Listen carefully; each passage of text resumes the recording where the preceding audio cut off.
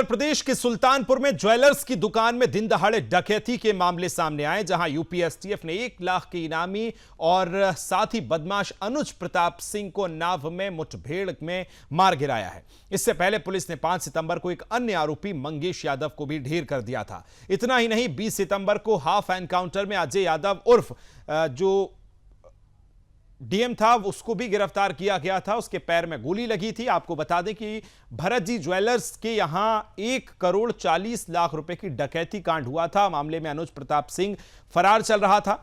सराफा व्यवसायी के यहां घुसकर लूट करने वाले 5 बदमाशों में अनुज प्रताप सिंह भी शामिल था और पूरी वारदात सीसीटीवी में कैद हो गई थी। आपको बता दें कि अमेठी के मोहनगंज थाना क्षेत्र के जनापुर का रहने वाला यह बदमाश अनुज प्रताप सिंह पर कुल 2 मुकदमे दर्ज हैं। गुजरात के सूरत जिले के स्टेट बैंक ऑफ इंडिया में यह लूट हुई थी और सुल्तानपुर के कोतवाली नगर मामले में ज्वेलर्स डकैती कांड में उसके खिलाफ मुकदमा दर्ज किया गया था। खबर को विस्तार देंगे सहयोगी रजत मिश्रा मेरे साथ जुड़ गए। रजत, ये दूसरा आरोपी पकड़ाया है इस पूरे मामले को लेकर, किस तरह से पुलिस ने इस पूरे मामले को अंजाम दिया है?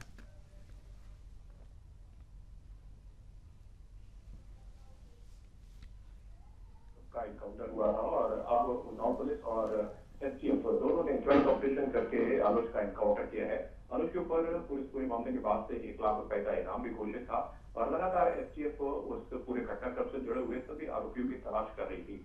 मंगेश यादव के एनकाउंटर के बाद 4 अन्य जो आरोपी थे वो और गिरफ्तार किए जा चुके थे और 6वें आरोपी के तौर पर अनुज का एनकाउंटर भी एसटीएफ ने किया है। तो उस पूरे घटनाक्रम में खासतौर पर जो लूट की गई थी, इसकी वैल्यू तकरीबन 1 करोड़ से ज्यादा बताई गई थी सोना चांदी की, उसकी जो रिकवरी है वो एसटीएफ और पुलिस पहले ही कर चुकी है और उसके बाद अब जो आरोपी है उनको पकड़ने का जो सिलसिला है वो एसटीएफ की तरफ से जारी था। मंगेश यादव को लेकर खासतौर पर उत्तर प्रदेश में राजनीति भी बहुत ज्यादा हुई थी। अखिलेश यादव ने खासतौर पर इस बात को लेकर आरोप लगाए थे कि मंगेश के नाम के आगे सिर्फ यादव जुड़ा था, इसलिए एसटीएफ ने उसका एनकाउंटर कर दिया।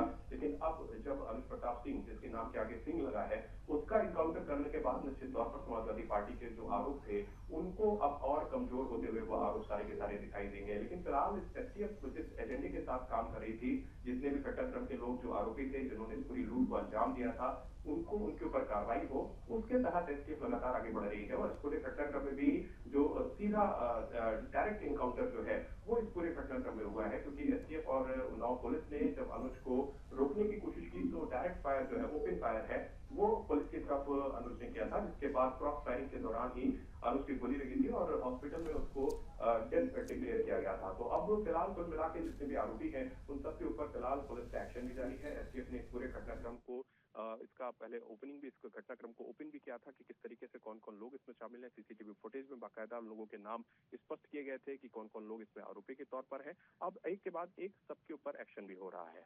बिल्कुल रजत, ये भी जानना चाहूंगा, जब मंगेश यादव पकड़ाया था तो सब जातिवाद का बड़ा आरोप लगा रहे थे प्रशासन पर कि यादव है इसलिए पकड़ा है। अब ये ठाकुर है, तो ये कास्ट फैक्टर वाली जो पॉलिटिक्स है अब किस तरह से नजर आती है?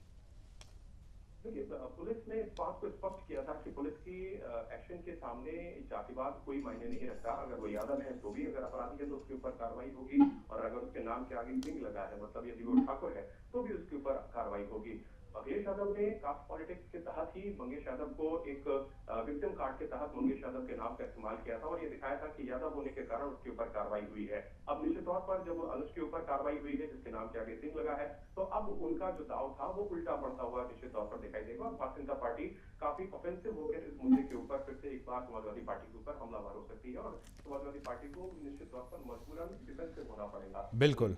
कास्ट पॉलिटिक्स के तहत क्योंकि जितने अन्य आरोपी थे वो भी पहले साफ था कि उसमें से अधिकतर जो सजातीय लोग नहीं है, यादव नहीं है, उसके अलावा भी अन्य जातियों के लोग हैं और पुलिस लगातार इस बात का दावा कर रही थी, एसटीएफ इस बात का लगातार दावा कर रही थी कि जाति का कोई आधार नहीं है, अगर उसने अपराध किया है तो उसके खिलाफ कार्रवाई होगी और एसटीएफ लगातार उसी तरीके से काम करती हुई दिखी।